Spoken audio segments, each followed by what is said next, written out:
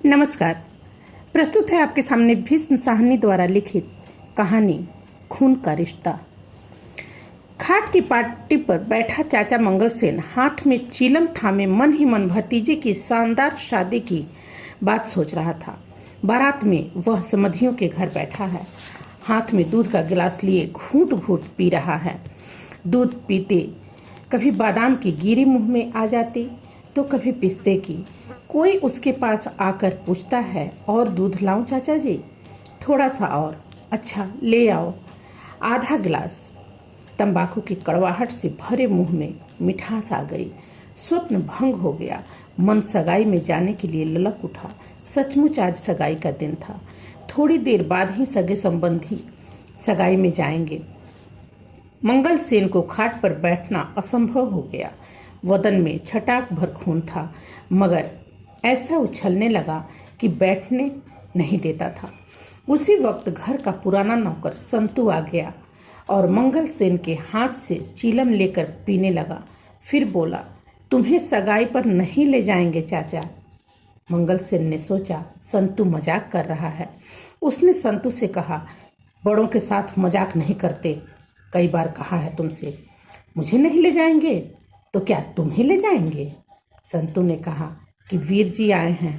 वे कहते हैं सगाई डलवाने सिर्फ बाबूजी जाएंगे और कोई नहीं।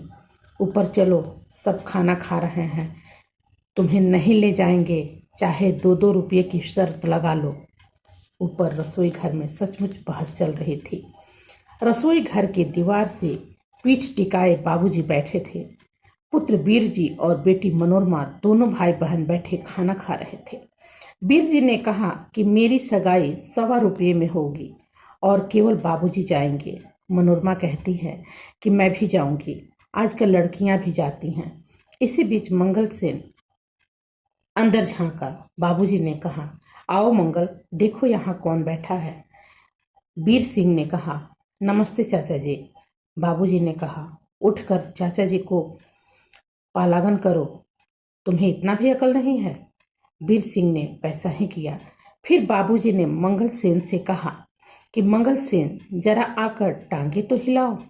माँ जी ने घूर कर देखा।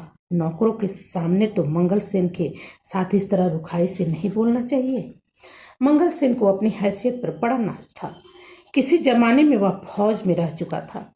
इस कारण वह अब भी सिर पर खाकी पगड़ी पहनता था। ऊंचा खानदान और शहर के धनी मानी भाई के घर रहता। ऐठता नहीं तो क्या करता। वह बाबूजी का चचेरा भाई था। वह गरीब था। गांव से आकर वह शहर में बाबूजी के घर रहता था और काम में हाथ बटाता था। नाटा कद, सूखा शरीर और मैले कुचैले कपड़े पहनकर फौज का मोटा बूट पहनता था। सगाई में जाने के लिए लंबी बहस के बाद तय हुआ कि बाबूजी के साथ मंगल सेन जाएंगे। उन्हें तैयार होने के लिए कहा गया तो ऐसे वेश में सामने आए जैसे कोई जोकर हो।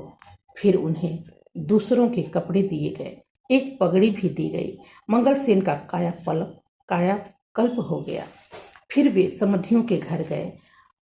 बहुत कुछ मिला, जबकि बाबूजी केवल 1.25 रुपये की मांग दोहराते रहे। मंगल सेन की बड़ी आवभगत हुई। दूध पीते हुए मंगल सेन ने कहा कि मेरा भतीजा एमए है। क्या लड़की कुछ पढ़ी लिखी है? घरातियों ने बताया कि लड़की बीए पास है। जब घर के काम धंधे जानने के बारे में बताया कि थोड़ा बहुत जाती है, तो मंगल सेन ने कहा, थोड़ा बहुत क्यों? सगाई के बाद दोनों भाई लौट पड़े। मंगल सेन के कंधे पर थाल था, लाल रंग के रुमाल में ढका हुआ। घर पहुंचते ही मनोरमा दौड़कर मंगल सेन के हाथ से थाल झपट लिया और कहा, बाबूजी की पगड़ी पहन ली तो बाबूजी ही बन बैठे हैं, लाइए मुझे दीजिए। सब हंसने लगे। सारा कार्यक्रम चलता रहा। इसी बीच चांदी का एक चम्मच खो गया। सबका शक मंगल सेन पर था। बाबूजी उसे सबके सामने फटकारा। मंगल सेन गिरकर बेहोश हो गया, किंतु एक लड़के ने चम्मच लाकर दिया। वहीं कहीं गिरा हुआ था। संतू मंगल सेन को हवा देकर होश में लाने का प्रयास कर रहा था।